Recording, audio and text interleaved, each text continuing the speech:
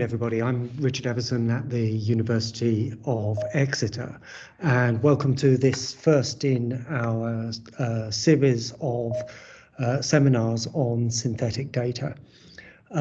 These are held under the auspices of the Defence Data Research Centre, which is a collaboration between DSTL, the Universities of Exeter, Liverpool, and Surrey, along with the Digital Catapult. So without further ado, I'd like to introduce Andrew Kennedy, who works in the Defence Data Research Centre, to give us our first seminar. Andrew, over to you. Great, thanks, Richard. Is the slide showing up all right? Yes. Great. Yes, it is. And I'm sorry, everybody. I should have started off by reminding you that this is being recorded and that there will be an opportunity for questions at the end. So we'll let Andrew present his work, and then we'll have questions then. Thanks. Yeah. Great. Thanks, Richard. Great. Thanks, everyone, for coming. Great to see so many of you here. Today, I'll be giving an introduction to synthetic data. I'm aware it's a very broad topic, so if I miss out your favourite aspects of synthetic data, then please forgive me. Hopefully there'll be time for discussion at the end if you're interested to talk more. To give an idea of what we'll cover today, we're going to talk about some of the key current and potential future use cases of synthetic data. We'll look at different ways to create and assess synthetic data, and we're going to talk about some challenges and current work in the topic. But to start off, what is synthetic data? It's quite a broad, varied topic. There's lots of ways it could be defined. To start off, this definition from this paper by Jordan, published 2 years ago for the Turing Institute and Royal Society, says that synthetic data is data that's been generated using a purpose-built mathematical model or algorithm with the aim of solving a set of data science tasks. Data science tasks, this could be stuff like machine learning model training, data analysis, hypothesis testing, data sharing, etc., etc. With this type of definition, you could date synthetic data back as early as the 30s or 40s, when people like Neumann were first introducing Monte Carlo simulations. But for the purposes of today, we're going to look at a slightly more narrow definition, specifically that synthetic data has to be directly rooted in real data. Hopefully this diagram on the left gives a bit of an indication. But we're not talking about data that's simply drawn from some distribution like dummy data, but directly modeled from real data and is directly representative of that real data. And it's also very much purpose driven. It's not just data for the sake of data, but data for solving specific tasks. And for today, we're going to look at the current use cases of synthetic data for privacy and synthetic data for augmentation. And we'll also take a bit of a look at a potentially new use case of fair synthetic data. Before we get into specifics, I recently came across this example of synthetic data, and I thought it was really great to see some of the stuff that you can do with it. It's called the Synthetic Population Catalyst. It was published only a couple of months ago in September by the Alan Turing Institute, generalizing on previous work done on transport models. What it is, it's an open source tool simulating population of any scale of geographical unit across all of England and Wales. It was created from an aggregate of census and social survey data, each of which are fairly limited in their scope of geographies and attributes. And they created this synthetic data set, or a tool to create synthetic data sets across multiple different scales. That's primarily created for understanding different socioeconomic characteristics and interactions among populations. So it's been used for things like studying the spread of the pandemic with dynamic modeling, integrating both time and population age. It's been used for identifying segregation patterns, potential causes of inequality, and for modeling transport demand. The reason this is so useful is it's able to model complex dynamics while retaining privacy. Both census and social survey data are inherently private, but fairly limited in scope. So by creating synthetic data from those, you can augment their capabilities beyond their scale of both attributes and geographical scale. Census data, much more coarse-grained, social survey, much more fine-grained, but limited. So this is a really interesting example of combining those to a bigger scope. Before we dive into some of our specific use cases, I wanted to talk about the fundamental trade-off for creating synthetic data. I've based it around this quote from Jordan's paper. For synthetic data to be meaningful, it must be similar to and different from the original data. Synthetic data needs to be representative of real data. It needs to have real databases, but to be useful, it also needs to be significantly different. If you're creating synthetic data for privacy, it needs to be different enough to retain privacy. If you're creating it for augmentation, it needs to be different enough to not just be copying the data. And with this, there's an objective trade-off between the objectives of fidelity, privacy, and utility. Fidelity is the level of similarity of synthetic data to the real data. Privacy is, well, privacy. We'll talk about the actual definition of that in a moment. And utility is how useful the synthetic data is for whatever use case you're interested in. So starting off with the use case of privacy. Why do we care about data privacy?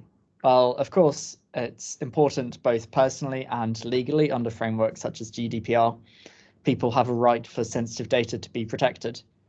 And there's been more and more surveys recently showing that data anonymization, so that's just blanking out sensitive attributes from datasets, has been shown to be insufficient. It's far too easy to reconstruct or identify individuals based on an alarmingly small number of anonymized attributes.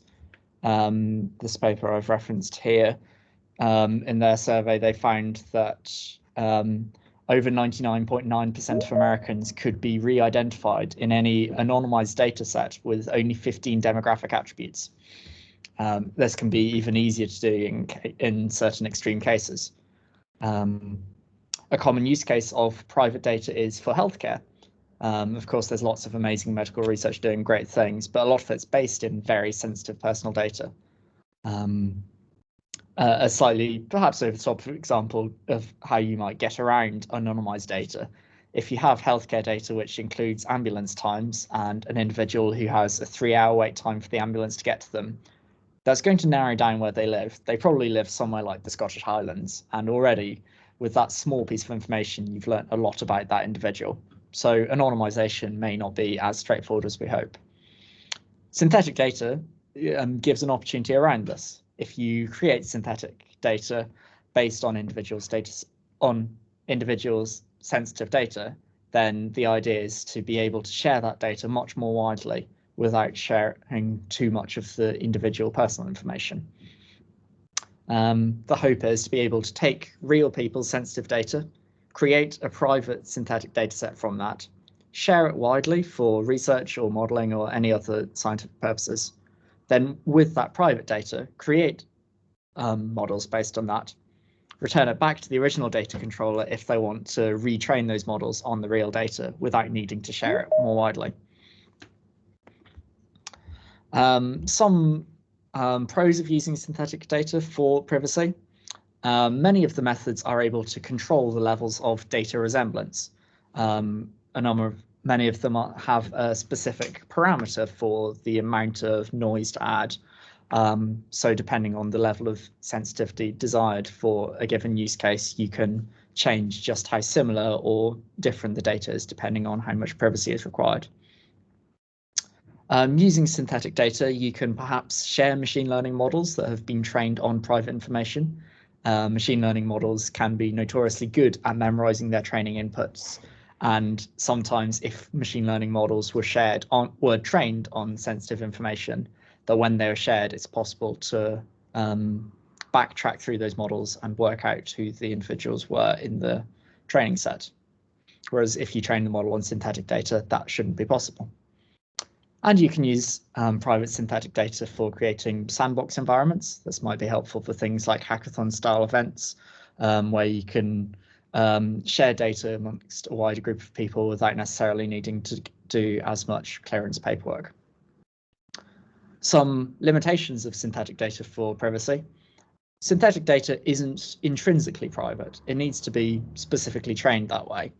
As I mentioned, machine learning models are very good at memorizing training inputs. And so if you simply made some synthetic data from real data, then without specifically controlling for privacy, then it may not be inherently private. So this is something to be careful with. Due to the trade-off between fidelity and privacy, models trained on private synthetic data can be less accurate. Private data can't capture all of the statistical structures of an original data set. And perhaps slightly more technical, but important to keep in mind, is that there are good methods for analyzing the privacy of synthetic data generators, but not as many good methods for the privacy of synthetic data sets.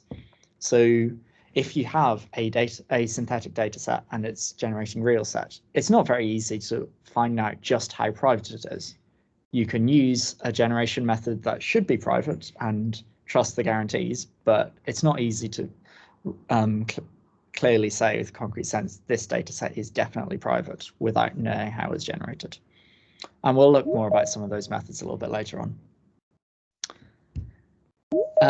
The other main use case for synthetic data we'll be talking about today is for augmentation.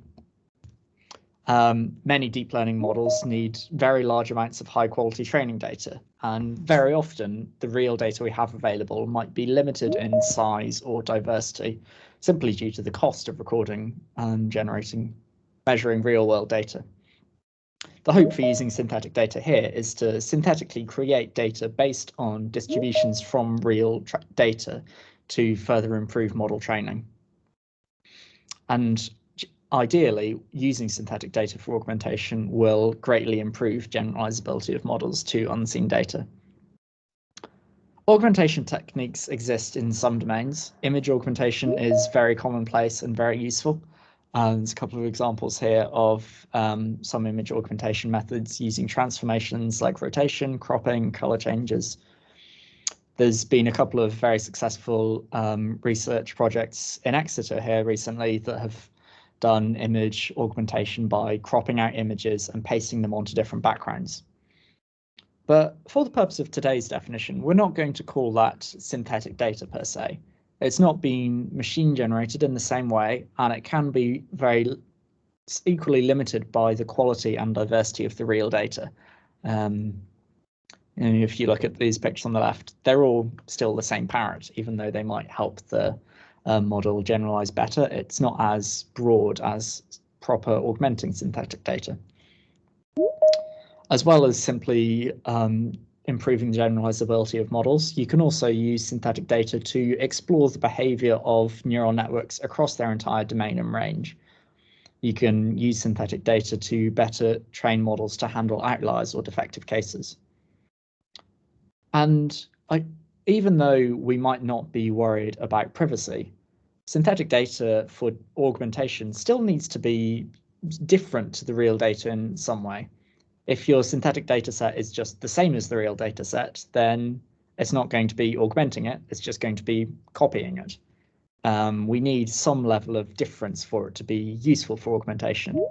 And I'm going to use the term diversity for that, an idea of beneficial difference for the synthetic data set to help your models to be useful.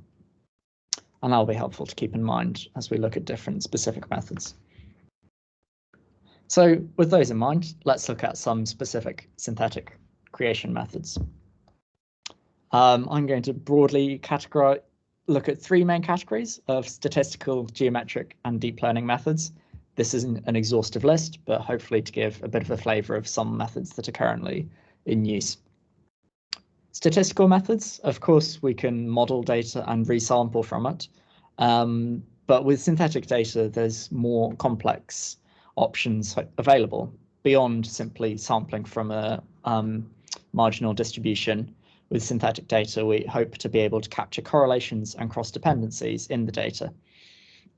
One such method might be a Gaussian mixture model, where you can create more cross-correlated models of the variables within the data. There's a family of geometric methods, of which SMOTE is the most famous, and we'll look at that in just a moment.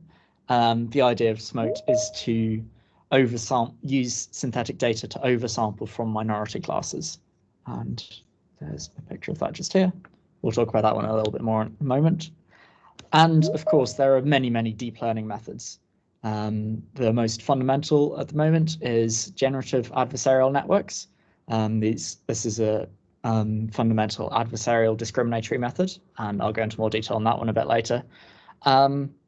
There's also latent space modeling methods, such as variational autoencoders and diffusion networks, but I'm not going to go into the technicalities of those ones too much today. But a lot of these deep learning methods do bear similarities to generative adversarial networks, or GANs, as a key component of them is that they have as part of their architecture a component that seeks to distinguish between real and synthetic data. In GANs, that's called the discriminator, but it's a fundamental part that, as well as generating data, the models try to discriminate between real and synthetic. And again, we'll talk about that in a moment. Going into a bit more detail on SMOTE. So SMOTE stands for Synthetic Minority Oversampling Technique. This was created over 20 years ago. The goal of SMOTE is a geometric approach to aim to augment minority classes in a data set to improve the fairness by addressing class imbalance in the training data. Sometimes machine models can struggle with imbalanced training data, so the goal here is to balance the ratio of majority and minority classes whilst still preserving the underlying data structures and characteristics. Just to go into a bit more detail of how it works.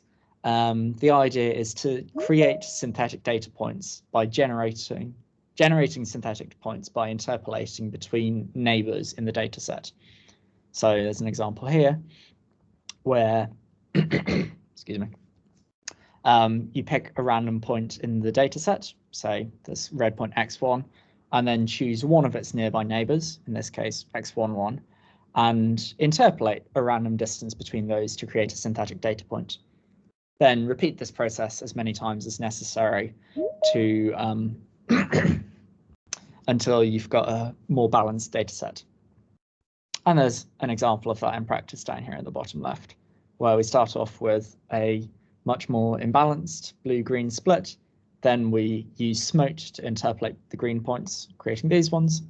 And in the end, we have a much more balanced data set, which is more useful for training fairer models. It's a really good method. A couple of limitations. It can be sensitive to noisy data. Only a few outliers will significantly impact the results of the interpolating. It can suffer from data shrinkage, where, as you can see from these red points, all of the synthetic data will be within the bounds of the existing real data points. And so there's no additional outward spread, which you might expect from high quality synthetic data. And it can also ignore some of the structures in the data. That's not obviously always the case. It wouldn't be an issue here. But if the green data were, say, C-shaped around the top and the bottom of the blue data points, then some synthetic data points may be created in the middle here, which wouldn't be actually representative of a more complicated data structure. So that's SMOTE. A whole family of creation methods is generative adversarial networks. As I mentioned earlier, this is a great example of a deep learning approach. It's particularly good at generating realistic synthetic data. It was initially created for images, but it is flexible to multiple data types. It's been used for time series data and many other things. The way GANs work is by training both the data generator and data discriminator in parallel.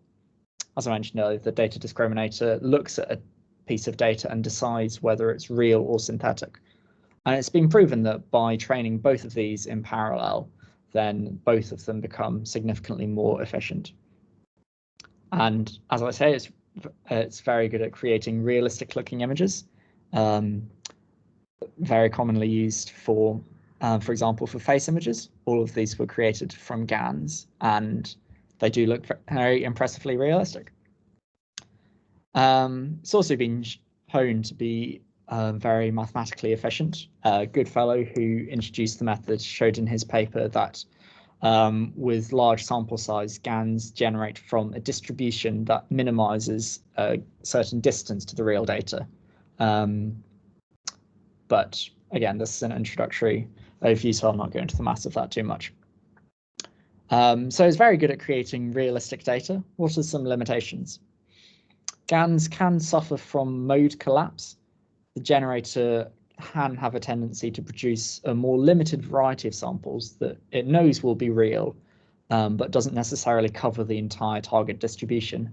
So there can be reduced output diversity, which can be less useful than you might like.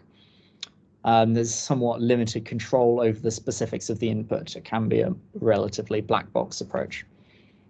GANs can also suffer from training instability. The training can be challenging and sensitive to a large number of hyperparameters, so there is a risk of not training high enough quality models. And it can be difficult to know how to evaluate GANs, as there's no objective loss function. There's simply the accuracy of the discriminator and the effective weights. Although there are some methods being introduced to counter this, and we'll look at one of those a little bit later. So that's a little flavor of some of the current synthetic data generation methods. How do we validate them? As I mentioned earlier, when we're creating synthetic data, we've got a trade-off between the objectives of fidelity, privacy, and utility. I've also put in here diversity as an additional consideration. Remember, when we're talking about data augmentation, for example, then we want a more diverse range of data to be useful. So in some ways, it can be similar to privacy, that you want to add difference to the synthetic data. And probably now is a good time to talk about what fidelity and utility are. Those aren't necessarily the most commonly used terms. Fidelity is the level of similarity of a synthetic data set to its generating real set. And utility is similar to that, but it's more task specific. The utility of a synthetic data set is how useful it is for the specific thing you're trying to do. So there's often a very clear trade-off between privacy and fidelity. Fidelity is the level of similarity. Privacy requires some level of blurring. There isn't necessarily the same inverse correlation between privacy and utility. You might be able to blur some attributes to improve privacy while still retaining a lot of the utility in your given use case. So there can be some good win-wins to be found there. And when we're validating synthetic data, we have to achieve the right trade-off for the given task. And there are different metrics which are best to optimize for different objectives. So let's start off with fidelity. As I say, fidelity is a level of similarity between the synthetic and real data sets. This could be statistical similarity, it could be syntactical accuracy. Of course, the maximum fidelity synthetic set is a copy of the real data set itself, but this isn't always the most useful. It would be ideal to be able to create a synthetic data set that's similar on the whole distribution, but in practice, it's often only possible to achieve good fidelity at lower level marginal or conditional distributions. And the intuition when talking about high fidelity synthetic data is that it will be able to achieve a higher performance on a wide range of tasks. If we're looking with a utility approach, then we might be picking one or two specific tasks and trying to optimize synthetic data for that purpose. But by trying to optimize fidelity, the aim is to have higher performance on a wide range of tasks. But there is a problem with measuring fidelity. A lot of the common methods are defined in terms of mathematical functions and distributions. One we'll talk a bit more about in a moment is the Kullback-Leibler divergence, which has a mathematical function here. If we were able to generate synthetic data from real data that we knew the underlying distribution of, then that would be easy. We'd simply pick a distribution to match the known distribution. But of course, that's rarely possible. We tend to be sampling from observations of data from some unknown distribution. So the challenge is finding a way to still measure the distance between those different sets of observations. Looking a bit more about the Kullback-Leibler divergence, it's a measurement of probability distributions, quantifying the differences in information. So it can tell us how much of the information of a real data set is retained in the synthetic data set. It's an asymmetrical divergence, which is useful in some use cases, less useful in others. So the Jensen-Shannon divergence is a symmetrization of that, which can be useful in some cases. As I mentioned, it can be a challenge to know how to measure things like this from observations of data sets. If we don't know the real data distributions, then we can't use a formula like this. So there's been an area of a lot of research. Perez-Cruz's paper here proposed a solution to estimate the KL divergence from data samples. And his approach, instead of trying to approximate the distributions themselves, estimated the distance using a nearest neighbor approach and directly estimating the distance without actually approximating the distributions. And there's the formula there if you're interested. And we can talk about the details of that afterwards if you're interested. Another example of a fidelity-based metric is the maximum mean discrepancy. It's also a measure of probability distributions, this time by comparing mean embeddings in a high-dimensional space. And I'm definitely not qualified to go into the technicalities of that method today, but it's interesting that it can be more easily estimated from samples of distributions. And these methods, of course, struggle even more from dimensionality. Not only do you need enough data to be able to measure well, but you also need enough data to estimate some unknown underlying distribution, which can be a real struggle in high-dimensional data. Take a look at some utility-based metrics. As I say, the idea of synthetic data utility is how well it performs on given task or tasks. So the most obvious method is how well does your synthetic data perform on the task that you want it to do. A common example might be classification accuracy. If you want to train a classifier, you can train the classifier first on your real data set, get an accuracy score for that, and then retrain it on your synthetic data set and see how well it performs. If you're doing synthetic data for augmentation, you would hope that your synthetic accuracy would be better. And if you're doing synthetic data for privacy, you would aim for your accuracy to be not too much lower. A recent utility-based metric that I've been doing some more work on is called the fresh air inception distance. This gives a quantification of image realism. So it's been commonly used for GAN assessment, as it quantifies how realistic a set of images are. It's been shown to correspond well to human intuition. There's a couple of images from the original paper proposing it, showing that an intuitive, better quality of image tends to have a lower FID. And although it's initially although originally was created for images, there are generalizations being created to other data types. How does this method work? First of all, we pass a set of real images and a set of synthetic images through something called an inception model. This is a commonly used pre-trained model for computer vision. It was trained on the ImageNet dataset.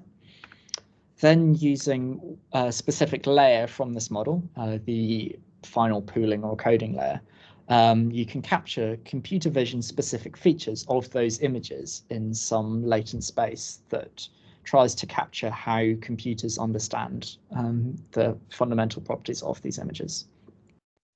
And then lastly, using the fresh air distance, which is a measure between two curves, we measure the distance between the mean and variance of statistics from these layers. In short, the idea is to give the level of image similarity between two sets of images in a way that image processing models understand well. It's a really good idea. Is it any good? This is something I've been working on quite a lot recently, so my colleagues are possibly a little tired of me talking about this, so if any of them are here, then switch off for a minute or two. But it's a really great method with a couple of limitations which can be quite challenging to work with. First of all, the method is specific to the image domain as it's rooted in the inception image network model. So it is very difficult to generalize to other data types. As it's dependent on the inception model, first of all, that's a large model, so it can be quite slow. But more to the point, it's not guaranteed how well it can generalize beyond that model's training set. If that model was trained to distinguish between cars and aeroplanes, then it may not be able to handle very well if your data involves different types of cars or different types of the same animal. And a method I've been told about is to use a more context-specific classifier model instead of the inception model, which is something I'm looking forward to working with soon. And also, the Fresher inception distance varies considerably, both with how it's implemented at quite a low level programming scale, but also with the number of real images you're sampling from. Something that Trung and Forsyth first published on, along with an interesting solution.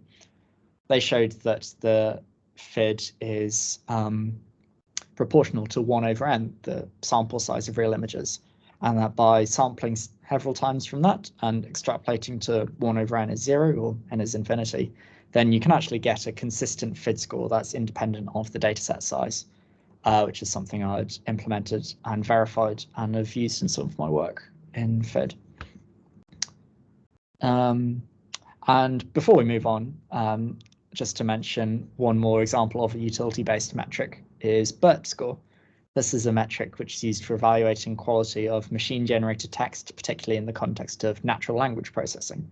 So it's been fundamental for a lot of the language models, such as ChatGPT, we've been seeing a lot in the media recently. Talking about FID leads on to my next section, where I'll quickly talk about some of the work that I've been doing. I've been doing an experiment to test different synthetic validation methods for synthetic augmentation. And the specific experiment I've been doing has been to use ImageGPT as a synthetic generator and then testing different validation methods on that. I did this using some images from the CFAR10 dataset, and I created the synthetic images by using a proportion of each real image as a prompt for ImageGPT, and then let it extrapolate the rest of the image. Sorry. There's an example of how that's done here, where feeding it the top half of this emu. It's extrapolated the bottom half. You can tell that it's worked out that it's a bird, but it's not entirely sure what type of bird. So it's interesting to see how it does that. So, there are obviously more technical synthetic data generation methods, but I think that's really interesting and comparable to some other good work. And it's a chance to try out some different synthetic data validation methods.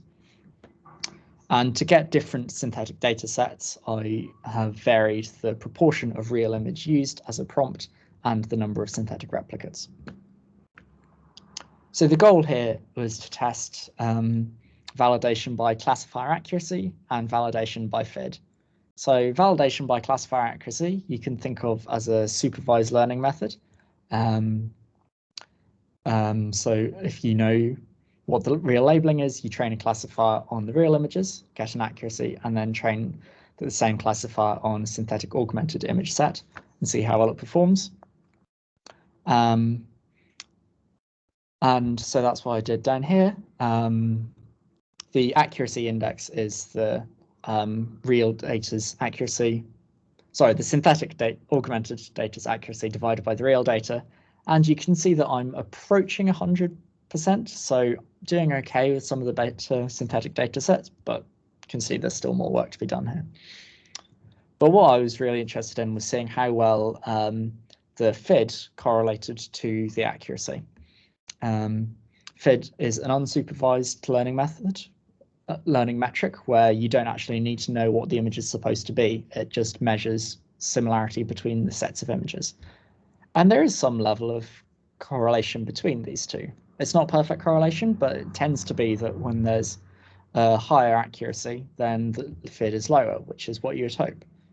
So it shows that there is some correlation between these supervised and unsupervised learning methods. Moving on to privacy. We talked a little bit earlier about why we'd want to do synthetic data for privacy. The main way that we measure data privacy is called differential privacy. The idea of differential privacy is to find out how much does any individual's record affect the model trained on a data set. To quote the paper from 2006, which introduced it, a mechanism is considered differentially private if the probability of any outcome occurring is nearly the same for any two data sets that differ in only one record. The idea is if my sensitive data is used to train a model, I would hope that the model's outcome would not vary too much depending on whether or not my data was in it. Otherwise, it would be easy to work out if I was in that data set, which would be a privacy violation.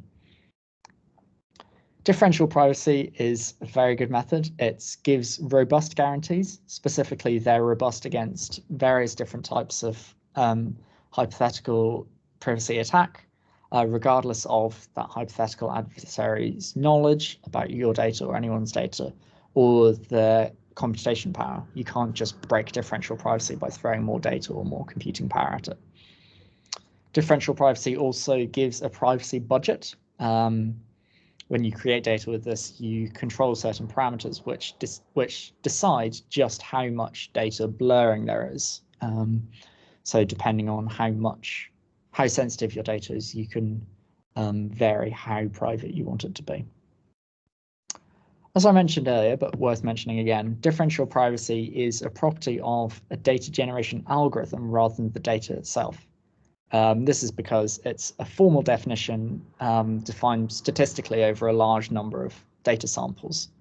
So you can't simply look at one specific data set and say, yes, this is obviously differentially private. There are some ways you can partly work around this. There are certain privacy methods which are methods measured on a data set. One of the simpler ones would be the nearest neighbor distance ratio. The way this works is by measuring the distance between synthetic data points and their nearest real data points and comparing that to the distance between real data points and other real points. The idea is that if synthetic data points are similar distance to the real data points distance within each other, then it should be fairly privacy preserving. Perhaps this picture explains it better than I can. The green points here are synthetic points, and in this left half, you can say this is fairly well privacy preserving, that if you didn't know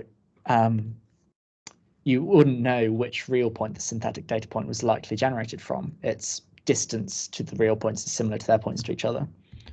But this point over here, it's only close to one real point, so you could fairly easily work out which real point it was generated from. So that would be more privacy leaking. Some advantage of this method, it's good that it gives a numerical method which is sensitive to potential privacy risks. So having a numerical method on a dataset, it can counter some of the risks of using differential privacy. Although some cons of it, it's dependent on your choice of distance metric, which may not be clear in all domains. It can be quite sensitive to noise, and it also doesn't have an absolute privacy measure. Excuse me. If your nearest neighbor distance ratio outputs an answer of 0.2, it's not objectively clear how good that is. It's only useful in comparing with other methods on the same data set. How do we use differential privacy in practice? Well, it's already been used quite a lot in machine learning. It's been done in two main ways, either by adding noise to data during the training process, or by applying differential privacy, applying noise to the outputs of an algorithm, either noise to predictions or aggregating different sets of models in a way that preserves differential privacy. This has been done in methods such as differentially private stochastic gradient descent. But of course, we'd really like to be able to use synthetic data with differential privacy. We could potentially do this using differential privacy as an additional evaluation step for noise addition. There are various generative models which are starting to experiment with doing this. There are differentially private variants of GANs, as well as autoencoders, which can be used to generate synthetic data. These models incorporate different privacy mechanisms during training to ensure privacy guarantees. But these are still very new methods and not necessarily at full deployment stage yet. Some limitations of using differential privacy. There's risk of fidelity or utility reduction from adding noise. As we looked at earlier, there's always a trade-off between fidelity and privacy. The more noise we add to guarantee privacy, there will be more of a fidelity reduction, no matter what method you use. And differential privacy can be quite dependent on choice of sometimes hard to interpret parameters. I've given the equation over here. I don't know if that's helpful, but it's defined over statistics of a number of sets, along with two slightly opaque parameters, epsilon and delta, which don't always necessarily correspond to a clear real-world application.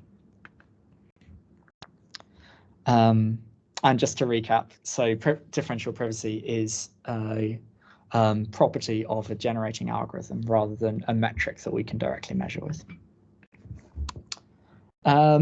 And just before we start to wrap up, it's worth mentioning that synthetic data can become more and more complex with different data types. When we're looking at smoke, for example, it was quite easy to visualize as we're looking at two-dimensional plots on a plane, but other data types can be a lot more complicated, of course.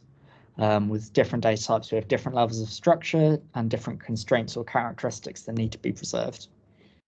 GANs have shown to be surprisingly effective with different data types as they can learn about these different structures, so they're a very useful method to consider there. And with other data types, we might have much higher dimensionality. For example, images or audio or video have significantly more dimensions than can easily visualize. Some examples of data types and their challenges. Tabular data. There's typically a lot more unstructured, so there's not always many things to use to structure our synthetic algorithms, as well as often containing lots of different data types, whether it's categorical, numerical, etc. Time series data. These data types often have complex temporal dynamics, for example, different levels of seasonality. It's a specific challenge to ensure that data points aren't generated from future as then unknown information. Media data, whether this is images or audio as a special case of time series, or video, combining all of those, have specific structures that need to be preserved when creating synthetic data.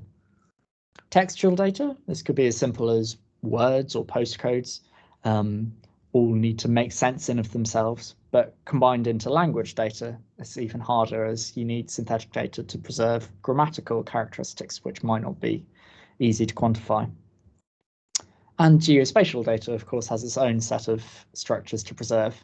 If you're interpolating between data on islands, you can't simply create synthetic data points in the middle of the sea. That might not make sense, and more complicated examples as well.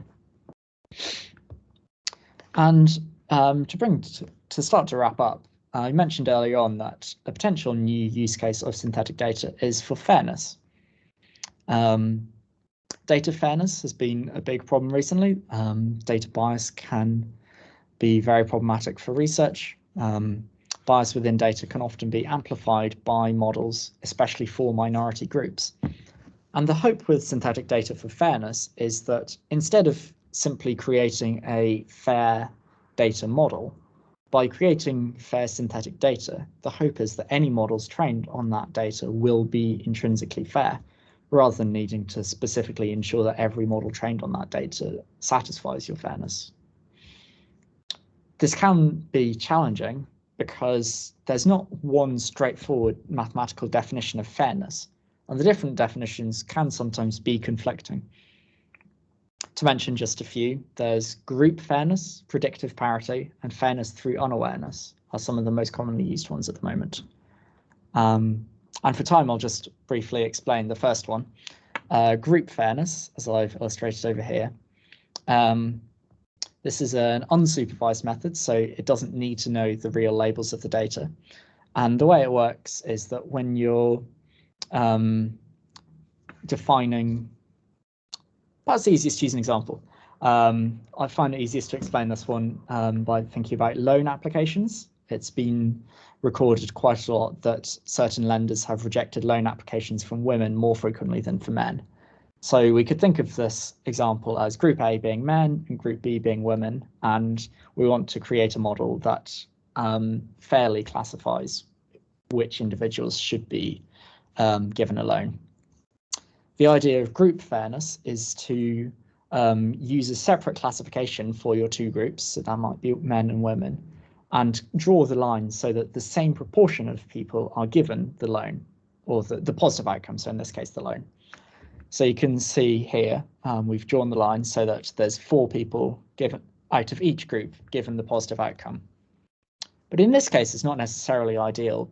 The coloured dots show the true answer, which may not be known, but in this case it is. And you can see that there's significantly more people with coloured dots above the line in this group than in this group. So while it may have the same number of predicted outcomes, this may not necessarily be the best way to draw the line. And all of the different definitions can have situations where they're not ideal. My computer decided to go on for me. It's probably telling me to hurry up.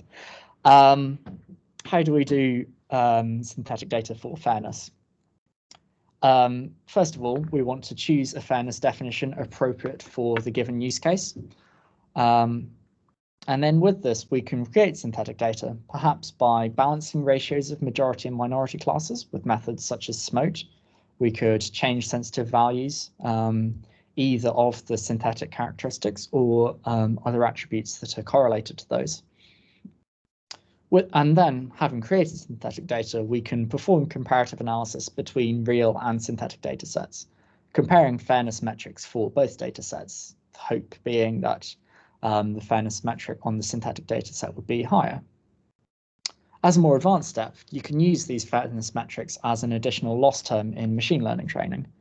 I think I put in the references on the previous slide. 2 of these papers have recently used fairness metrics as an additional discriminator term while training GANs. They use one discriminator to distinguish between real and fake, and another discriminator that has a fairness metric term.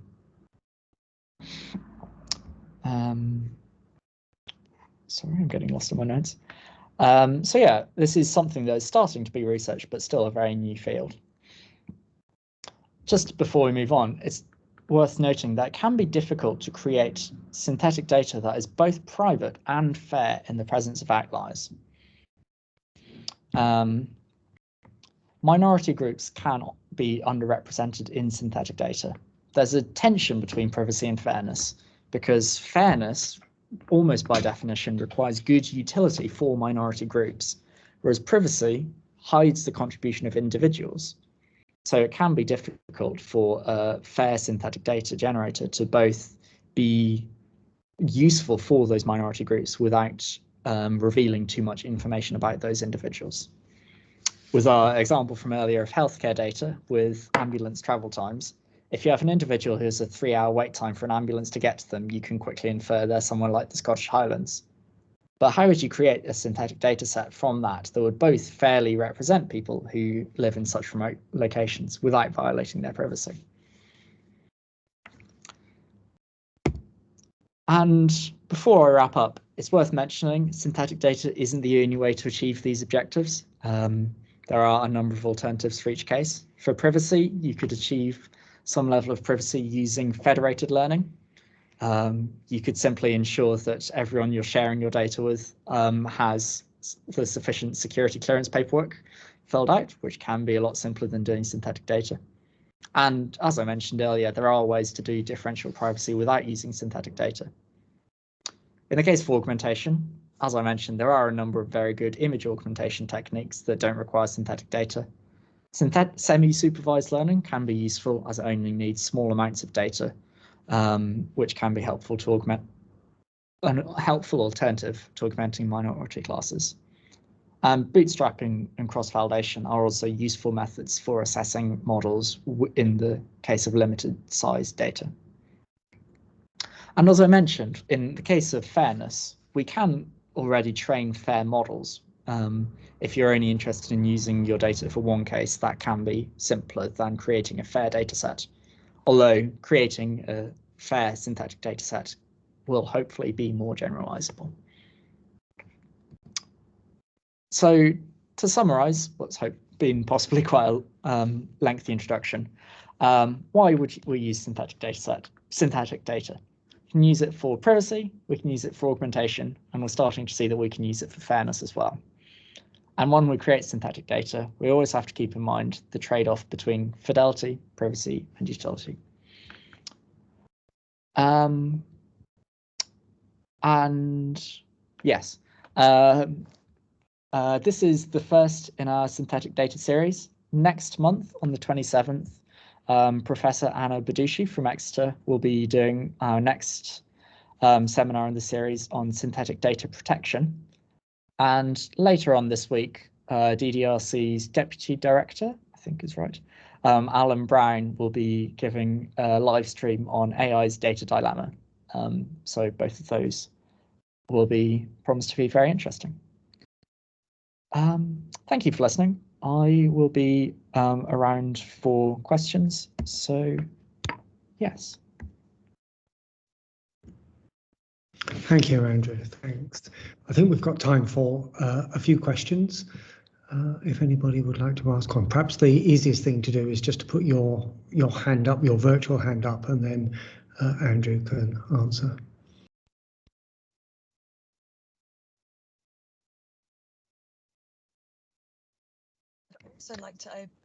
I'd also like to open the floor for any comments. I know we've got a diverse group of people here that are interested and working with synthetic data. So if you've had any experience, utilizing any of the things that Andrew's mentioned, or have a comment to share, it's most welcome. This is a knowledge exchange environment. So please do feel free to come forward with any comments as well. Yeah, last time I spoke about this, I think I learned about at least 4 new applications of synthetic data I hadn't come across. So always very happy to know what you're up to.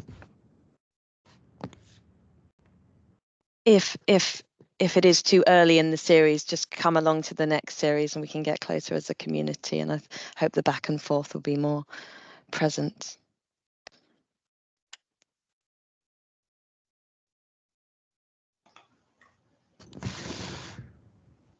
Okay, well, I think it looks as though there aren't any comments at the moment or questions. Just to reiterate, Andrew, perhaps if you went back a previous slide, then we've got a couple of other seminars coming up in the near future, and you can get in touch with Andrew or other people at DDRC through the info at DDRC, I think that's .ac.uk email address. Yeah, or just .uk works as well. It routes to us. Yeah. Thank you. Right. Well, thank you, Andrew. Well, perfect. Well, thank you again, Andrew. And I've seen some hands clapping, some virtual hands clapping, but thank you very much. And there are questions. There are questions in the chat. Sorry. Oh, I beg your pardon. Yes, I've just noticed those. If you want the reference list, probably easiest is email me and I'll send you a copy of the slides. That's probably the easiest way to do it, so you're not having to read off the screen. Sophia has asked, is there a synthetic data open bank we could use as a source of data for other projects? I'm personally not entirely sure. There are lots of synthetic data and different uses. I'm not personally sure of a specific bank, but if anyone else here knows the answer, feel free to share. I do know that this is a need amongst the community, and so DDRC's leadership board are looking into how to make this happen. So perhaps watch this space in the future. Coming to DDRC may be the place where you could get access to data sets. So yeah, that is a great need. Oh, we have a question. Oh, Inda, did you raise your hand? Yeah. Please feel free to speak up. Hi. Right, yeah. Hi, Andrew. Do you think the synthetic data will work in a football passing network? Could you say that again, please, Inda? Sorry, I struggled to hear you there. Right. Hi, sorry. I would like to ask if this synthetic data can be useful for football events. For example, in a passing network, a player gets substituted in 60th minute due to injury, and we believe if he wasn't injured, what we're gonna see for the full 90 minutes of the game. Can we generate synthetic data in that regards? Will that be useful? Wow, that is very interesting. I have not thought about that. What do you think, Richard? Well, I wonder whether synthetic data is really what you want to know there. I'm sure that I mean, that's quite highly structured data. I think if I understand your application, but I think that you could probably learn from the initial part of a match to understand passing patterns and therefore simulate from a sort of posterior distribution of that what subsequent ones might be. I think the difficulty there might be that as the match progresses, the data would not be stationary, and so you would have learned up until whenever the substitution occurred. I think really what you ought to have a look at there is really what question are you really trying to answer? Do you want to generate a synthetic match, or are you just trying to work out who might have won? Right. So it's something to do with the probability of expected goal. Yeah, absolutely. Well, why would you not estimate that just from what you know up to that point? Right. So I was just wondering, injuries can happen at any moment in time. So just wondering if better care could be done in the injury management. Would we have a better chance of scoring later in the game if we just had the synthetic data to work with? So can I just come in here maybe for a second? I think so. One of the challenges we found, and this is true in defence as well as more broadly, is that there's kind of a lot of the things we're talking about in terms of synthetic data are really more focused in the deep learning space. Whereas sounds like what you're talking about is more along the sort of simulation space. Now that is still a problem, and results from simulations are synthetic, but it's kind of it's a slightly different problem set almost than a lot of the applications we're looking at. Right. Thank you. Thank you, Matt. Happy to discuss that after the seminar, if you like. We have a couple of other questions. I'd like to invite you to turn on your camera as well if you are comfortable when asking your question. And please feel free to introduce yourself as well. Gareth? Oh, hello, everybody. My name is Gareth Lewis, and I'm a researcher at the Centre for Water Systems. So depending where you guys are based, I'm probably just up the hill a bit. We use synthetic data generation a lot in the water research projects we're doing, primarily for creating unusual edge case data. So it's typically sort of like for flood simulation and things of that nature, but we also draw a lot from kind of historic data. So it's a little bit different to what Andrew was talking about. I think it still fits under a very kind of broad umbrella term. I just really wanted to kind of comment on the earlier question, because my background used to be in football simulation, so that's kind of fortunate, and I suspect that it sounds a lot like you're looking for something similar to the Duckworth-Lewis method, but for football rather than for cricket. So I don't know if that's of any help. The person who asked the previous question, he's still on the call. Feel free to respond. Oh, he may have gone. Hey ho. I think he's dropped off, yeah. But thank you, that's a really useful suggestion. Thanks. Thank you. Do we have another hand raised? We do. Please feel free to turn on your camera and introduce yourself if you're comfortable. Hi, thanks. Sorry, I had to wrestle with Teams there for a second. I'm Rafe. I'm from a consultancy called Fraser Nash, and we, one of our tools among many is AI. So a lot of what you talked about with especially around the privacy concerns, I mean, that to me, the thing that jumped to my head was the main, essentially synthesized data source that we use, which is the census. When they go down to the LSOA, I can't remember exactly how many people are in there, but I guess hundreds, tens, something like that. And I assume they use a lot of these methods to anonymize it. I was just wondering if you had any comments on that. You sort of knew the methods they used, or anything along those lines. Obviously, without revealing how to de-anonymize it as far as possible.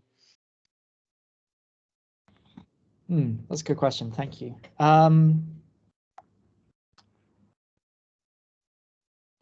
I would say, I think I mentioned a paper early on that showed that a number of the anonymization techniques weren't necessarily sufficient, particularly in smaller scale data sets such as that. I don't know the specifics of how much data is shared publicly in those data sets.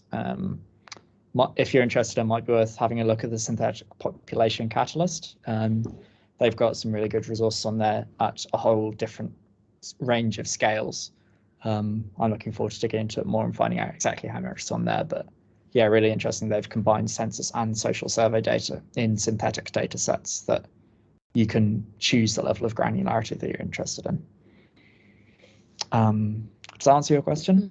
Yeah, sorry. So I think my question was a bit unfocused. So I guess what I would, to focus it further, I guess some level of anonymization happens on LSOA grids, because I think it's a few hundred households.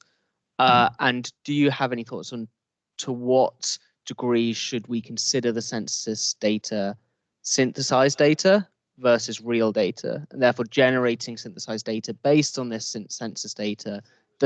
Are we sort of creating a chain of synthesized data? Sure. I would say that census data isn't synthesized per se. It's more aggregated. You're measuring data and you're summing it up rather than adding any.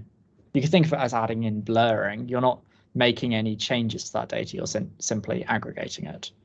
So I would say census data in of itself isn't synthesized. It's simply measured and combined. If that makes sense. Yes, that's been helpful. Thank you. We also have another question in the chat, if we're not too sensitive on the time here. It's can synthetic data, can this be used in business analysis too? Broad question. What do you think, Richard Andrew? Business analysis.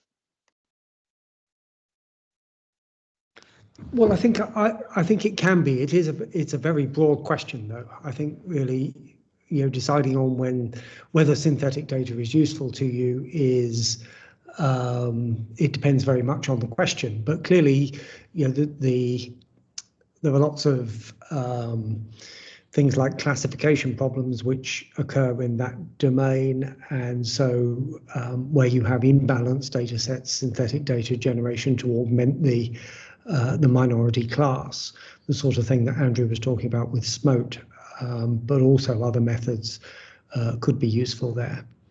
So, but I think I think one has to think carefully about what the question you're trying to answer is before deciding on whether synthetic data or any other technique is useful.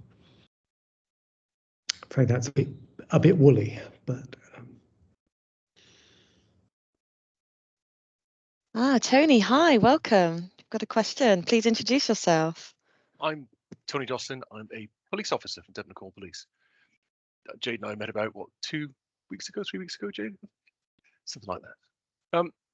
It seems to me that the use cases for artificial intelligence in particular are going to proliferate at an alarming rate, and across public sector in particular, though we'll be slightly behind where private business and enterprise will be.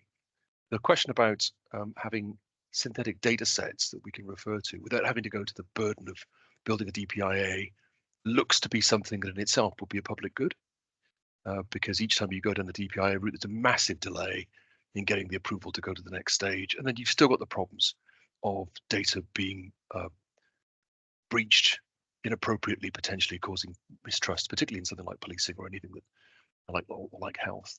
So when you say that the senior leadership, Jade, is looking at this closely, the real utility for us is in having data sets that are direct analogs of things that we're going to use practically. So whether that's custody data or whether it's offence data in policing terms, cancer rates, let's say, across health and so on. Would there be any appetite to look specifically at these very restricted data sets to enable us to be able to use them quickly without having to go through the process of building each project for an AI implementation, for example, from scratch every single time? I mean, I think there'd definitely be an appetite. It's just about how we can get it done, how quickly. And perhaps Matt Jarvis from DSTL can offer us a DSTL point of view answer to this. Hi, Matt. Hi. Yeah, so I think the answer is it's complicated, which isn't hugely helpful, but not unsurprising though. So one of the things, I mean, particularly true in the public sector, is things like equality impact assessments and stuff like that. Like, there's an added duty of us making sure that any data we represent isn't going to disproportionately affect people, which means we need to be really careful about the utility of data sets, and what we can use it for and how they're generated and things like that. So I think there is a lot of utility potentially in synthetic data. Where there's concerns is having really complex. I think what people see is they go, oh, we could have really, really complex generalizable data set that could be used for, a myriad of uses. I'm not yet convinced that we can validate those effectively to meet the standard we require. However, I think certainly in in cases where there's specific things you want to address, and so less variables, less worries, running things like checking quality is easier. There is certainly potential to do them. Now, there's existing differential privacy techniques that could be applied anyway. So the question is, people see synthetic data, go, well, this is a solution to the problem, but actually solutions already exist and might be easier. So it's potentially a solution, but it's not. I think you have to be careful about it being, I'm not saying you aren't, but you have to be careful about it being viewed as a silver bullet, because there's downstream implications for them in both defense and security, like policing. If we get it wrong. Absolutely right, Matt. I'm completely careless when it comes to everything to do with looking at data and being accurate. But I guess the point I'm making is that there's a lot of a lack of knowledge across my organization, for example, about a lot of very new for us and emerging technologies, and the data that goes alongside that, the way the data is treated, is another problem that we've got to get over in order to be able to mediate our way through this stuff. So I guess the plea back to the university, which is part of the ongoing conversation, is let's continue to talk about how we can use this stuff effectively and then surmount some of the obvious objections. I'm intrigued by Andrew's proposition there, which is that effectively looking at the quantum mechanics of synthetic data, you can either see it in one state, but you can't see it in another. So if it's privacy that you've got as your primary consideration, then the next phase is obviously a different kind of the way the data is treated differently, so you get different outputs. And I don't think that's understood by us at all. It's not understood by me until today. So as much for us about education as it is about the initial specific query. Oh yeah, the other thing I would say, and Andrew did allude to it, is from a public sector point of view, it can't, while it's painful, sometimes just going through data releases is easier, because you need that expertise, you need the validation, you need stuff to be maintained, etc. Actually, sometimes just getting people to fill out the paperwork is the easier thing. It's painful, but those waiting 3 months is actually far more valuable than spending, multiple weeks or months of several data scientists' time getting something prepared that you're happy with. Come on, Matt, that's not the answer I wanted. I was wondering how long it would be till you brought that one up. No, yeah, that's true. Possibly I separated out privacy and other uses, but you don't have to do synthetic data for one or the other. You can have them as multiple objectives, and depending on exactly what you want, you might weigh more heavily towards one than the other, but they're not necessarily siloed use cases. Richard, you had your oh, sorry. Thank you, Tony. Thank you, Matt. I was just going to refer to Richard's raised hand, but did anybody have anything else further to say about that conversation that was just happened? I didn't want to jump all over it. Tony, I felt like you were going to say something. I just say thank you. Yeah, thank you. So great to have everybody in the room here. Richard, were you going to add something to that discourse? I was going to say something very similar to Matt. I was also going to say that I think the synthetic data generation process means that you're generating data which is a derived product from your sensitive data, and so that surely before release to a wider audience is going to need some sort of DPIA or something like that. So I don't think, as Matt says, it is necessarily a silver bullet.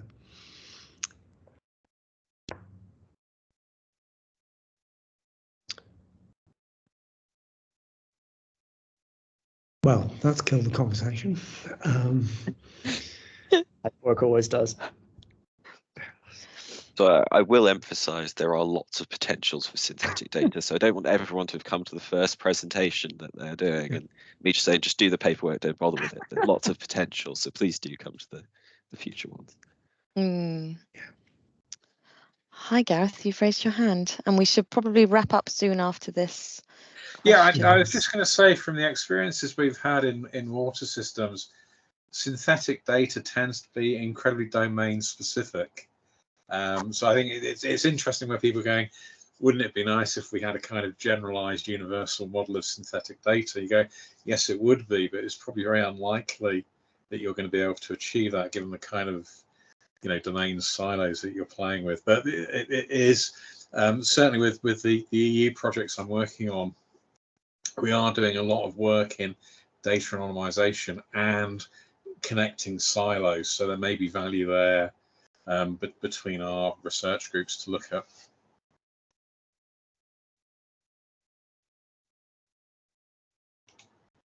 Oh, Gareth, you've gone silent. Did you intend to? Sorry, that was the end of the sentence. Oh, right. Sorry, I thought you were taking a breath. It's just from my experience. I know everything tends to get siloed in terms of whatever sort of people are doing, whatever people are looking at. So any kind of approaches that we can take to break down those silos and bring kind of synthetic data from federated sources, I think the proper term is, can be incredibly useful. And there's a lot of work that's being done by the EU as part of that through H2020 and things of that nature. Yeah. Okay, great. Well, thank you very much for your comments, and I mean that's really a call to keep the conversation going, I think, Gareth. Thank you. And so please do get in touch through one of the channels on the slide at the moment. So let's thank Andrew again, and I think we'll leave it. Thank you very much, Andrew. Thank you, Andrew. I'd just like to mention the next synthetic data meetup is on the 27th of February. If you want a registration link, do feel free to email that info@ddrc.uk and I'll get back to you. We also have Alan Brown's talk on the data dilemma that we're in on Friday. So likewise, if you want a link to that, just give me an email. All right, take care, everybody. See you next month. Thank you all.